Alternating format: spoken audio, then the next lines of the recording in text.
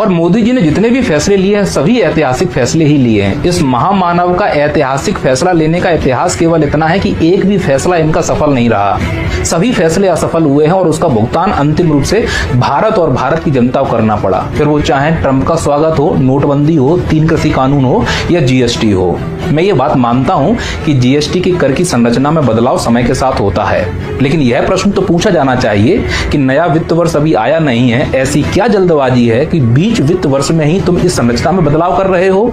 कहीं ऐसा तो नहीं है कि दिवाली की आड़ लेकर तुम बिहार का चुनाव जीतना चाहते हो? क्योंकि सब जानते हैं तुम्हारे लिए चुनाव जीतना पहली प्राथमिकता है, देश जाए भाड़ में।